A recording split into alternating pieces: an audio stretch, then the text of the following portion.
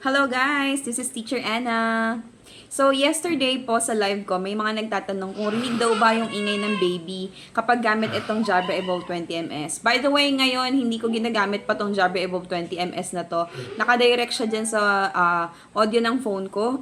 So sa background, naririnig niyo yung boses ng anak ko. Naglalaro kasi siya.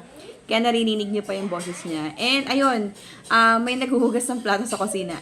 Naririnig niyo yun? Lakasan mo nga yun, Di. Ayan. So, marami kayo naririnig na ingay. So ngayon, iti-testing natin kung ano yung magiging tunog ng audio kapag ito na yung gamit, yung Jabra Evolve 20ms na. Sinasadya naman. Ayan guys, so ito, nasa Zoom ako ngayon. Recording in progress yan. Itong video na yan. Okay. So, ngayon, itong ginagamit ko kasi with, Crisp. May Crisp application ako. Ito kasi yun, makikita nyo dito sa, ito. Ito po siya.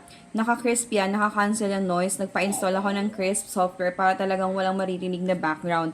So, right now, maraming na nag-iingay na sa paligid. Anak, halika dito, anak. Tingnan nyo kung maririnig yung anak ko kapag nasa tabi ko siya. So, ito, nagre-record yung phone ko sa tabi ko. Tapos, ito, naka-record yung Zoom. Come here, anak. Ito siya sa tabi ko ngayon. Ayan. Say hi. Hi! Ay, patawanin ko na lang. Ayan.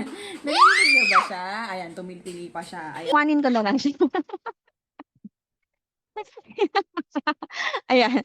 Naririnig niyo ba siya? Ayan, tumitili pa siya. Ayan. Ganun yung naririnig ng kausap ko kapag gamit ko tong Jabra Evolve 20ms. Tapos nandito tong anak ko sa tabi ko.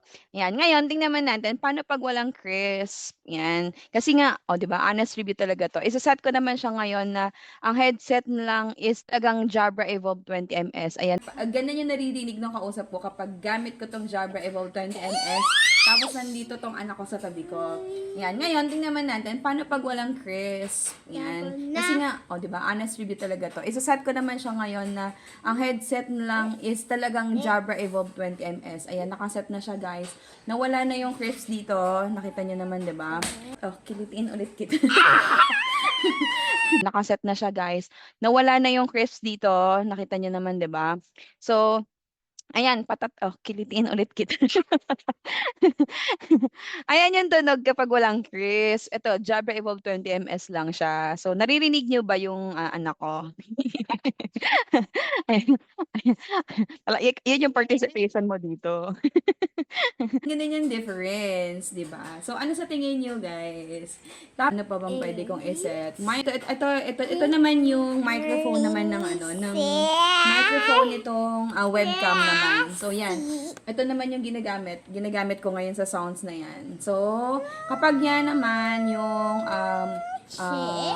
mic naman ng webcam, ganito yung sounds niya. So, mic naman yung webcam, ganito yung sounds niya. So, walang noise cancelling yan, yung audio ng mic na yan. Kaya, sure naririnig nyo tong ingay ng anak ko. So, ibalik natin sa crisp. Yan, set ko ulit siya. Ayun, lumabas na ulit siya. Nagka-cancel na ulit yung noise. Ayan. So, ganito yung tunog. Ganito yung tunog, guys, kapag with crisp siya. Tapos, Jabra Evolve 20ms yung, gamit nyo. So, again, matagal ko na itong ginagamit. Since 2020, ito lang yung ginagamit kong headphones sa ESL na racket ko. So, sana nasagot ko na yung tanong nyo. Audio ulit ng phone ko yung ginagamit ko ngayon. So, ano sa tingin nyo, guys? Okay ba yung Jabra Evolve 20ms? Kung nagustuhan nyo siya, ilalagay ko yung product dito sa video na to. Check nyo kung magkano siya ngayon. Yan lang. Bye!